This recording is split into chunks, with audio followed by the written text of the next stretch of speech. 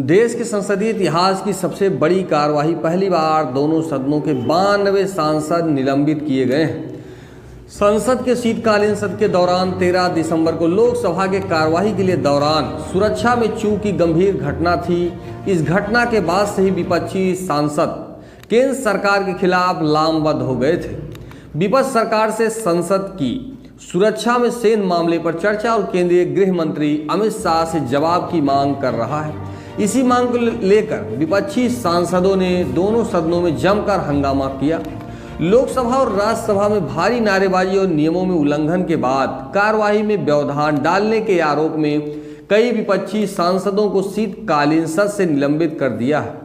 वर्तमान में चल रहे शीतकालीन सत्र में अब तक 92 विपक्षी सांसदों को निलंबित किया जा चुका है। पिछले हफ्ते गुरुवार को लोकसभा के 13 सांसद और राज्यसभा के 1 सांसद को निलंबित किया गया था। वहीं सोमवार को लोकसभा से 33 और राज्यसभा से 45 सांसदों को निलंबित किया गया। यह किसी भी सत्र में निलंबित सांसदों की सबसे बड़ी संख्या है।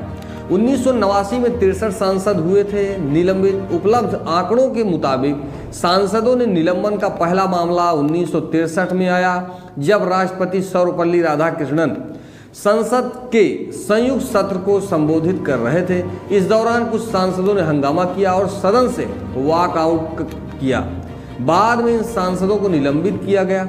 इसके बाद 1966 में राज्यसभा से 2 सांसदों को दिन भर में कार्यवाही से निलंबित कर दिया गया था। सांसदों की सबसे बड़ी संख्या में निलंबन की कार्यवाही राजीव गांधी सरकार के वक्त 1989 में हुई थी, जब एक साथ 63 सांसदों को 3 बार के लिए निलंबित किया गया था। उस वक्त इंदिरा गांधी की हत्या को लेकर बने ठक्कर कमीशन की रिपोर्ट पर हंगामा हो रहा था।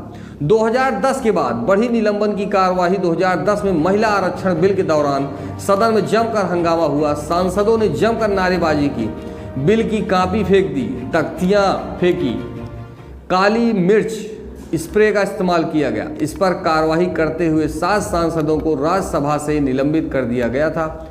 मार्च 2010 में बजट सत्र के दौरान यह कार्रवाई हुई थी। 2012 में बजट सत्र के दौरान तेलंगाना से आने वाले कांग्रेस की 8 सांसदों को 4 दिन के लिए सदन से निलंबित कर दिया गया था।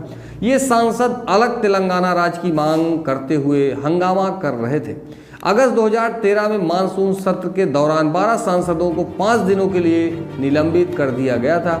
इसी सत्र में 1 महीने पहले इसी मुद्दे पर आंध्र प्रदेश के 9 सांसदों को भी निलंबित किया गया था। नए राज्य तेलंगाना के गठन के बिल आने पर सदन में जमकर हंगामा हुआ था। इस दौरान फरवरी 2014 में तेलंगाना गठन का विरोध कर रहे थे 16 सांसदों को पूरे सत्र से निलंबित कर दिया गया था। मोदी राज में तेजी से बढ़ा सांसदों का निलंबन। बीते 9 साल में यह पहला मौका नहीं है जब बड़ी संख्या में सांसदों को निलंबित किया गया है। मोदी राज में इससे पहले 2018 में भी बड़े पैमाने पर सांसदों को निलंबित किया गया था।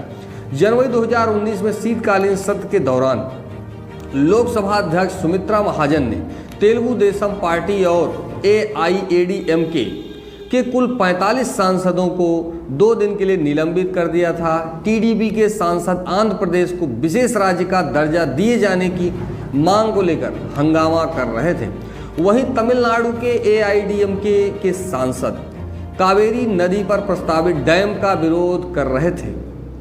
जुलाई 2018 के मानसून सत्र के दौरान कांग्रेस के 6 सांसदों को 5 दिन के लिए निलंबित कर दिया गया था। इस दौरान विपक्ष में मॉब लिंचिंग की घटनाओं पर चर्चा की मांग को लेकर हंगामा कर रहा था। 2020 के मानसून सत्र के दौरान 8 सांसदों को पूरे सत्र के लिए निलंबित कर दिया गया था। ये सांसद केंद्र सरकार द्वारा लगाए गए 3 कृषि कानूनों के खिलाफ हंगामा कर रहे थे। निलंबन के बाद इन सांसदों ने संसद परिसर में बनी गांधी प्रतिमा के सामने रात भर धरना दिया था। 2020 के ही बजट सत्र में कांग्रेस के 7 सांसदों को पूरे सत्र से निलंबित कर दिया गया था। इन सांसदों पर लोकसभा अध्यक्ष की मेज से कागजात छीनने का आरोप था। उस वक्त विपक्षी सांसद दिल्ली में हुए दंगों पर चर्चा की मांग को लेकर हंगामा कर रहे थे। निलंबित सांसदों पर से यह निलंबन 1 हफ्ते बाद वापस ले लिया गया था। 2021 में मानसून सत्र के दौरान पेगासस जासूस कांड किसानों के आंदोलन, पेट्रोल डीजल की बढ़ती कीमतों को लेकर जमकर हंगामा हुआ है। हंगामे के चलते सदन की कार्यवाही तय समय से 2 दिन पहले ही अनिश्चितकाल के लिए स्थगित कर दी गई। इस दौरान भी जमकर हंगामा हुआ। हंगामे के चलते टीएमसी के 6 सांसदों को सदन से निलंबित कर दिया गया।